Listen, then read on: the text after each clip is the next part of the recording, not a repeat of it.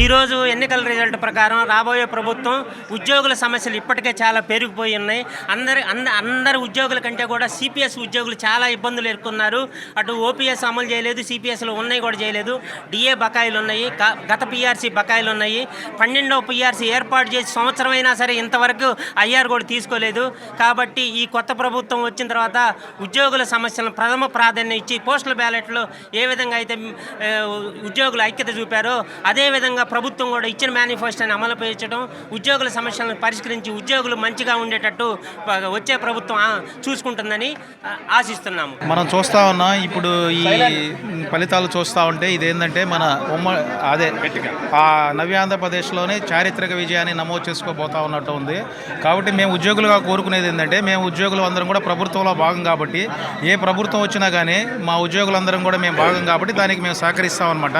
అదేవిధంగా ఈ ప్రభుత్వాలు కూడా గుర్తుపెట్టుకోవాలి, మా ఉద్యోగులకి ఏదైతే సమస్యలు ఉన్నాయో ఆ సమస్యలన్నీ కూడా దాదాపు ఈ ప్రభుత్వం వచ్చిన తర్వాత ఒక 6 నెలలలోపు మా సమస్యలన్నీ పరిష్కరిస్తారని మేము కోరుకుంటా ఉన్నాం.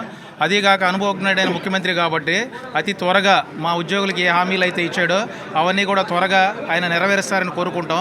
అదేవిధంగా ఈ ప్రభుత్వానికి చాలా ఇబ్బందులు కూడా, అంటే ఆర్థికపరమైన ఇబ్బందులు కూడా ఉన్నాయి కాబట్టి అవన్నీ అధిగమించి కేంద్ర ప్రభుత్వ సహకారంతో అక్కడ కూడా ఎన్డీఏ అధికారంలోకి రావచ్చని మనకు అన్ని సర్వేలు చెబుతున్నాయి. కాబట్టి ఎన్డీఏ ప్రభుత్వ అధికారంతో మా యొక్క సమస్యలన్నీ కూడా దాదాపు ఈ ప్రభుత్వం నెరవేరుస్తుందని మేము అనుకుంటున్నాం.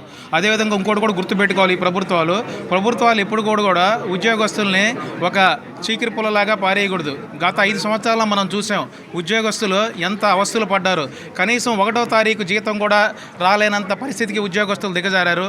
మాకు ఏంటంటే రావాల్సినవి కూడా, అంటే అన్ని జీవోల ప్రకారంగానే అవన్నీ కూడా ఇవ్వకుండా చాలా ఇబ్బందులకు గురయ్యారన్నమాట. కాబట్టి ఈ ప్రభుత్వాలు అలాంటివి చేయకుండా ఏ ప్రభుత్వం కూడా ఉద్యోగస్తులతో పెట్టుకుంటే ఏ గతి పడుతుంది అనేది మీరు అందరూ కూడా చూస్తూ ఉన్నారు.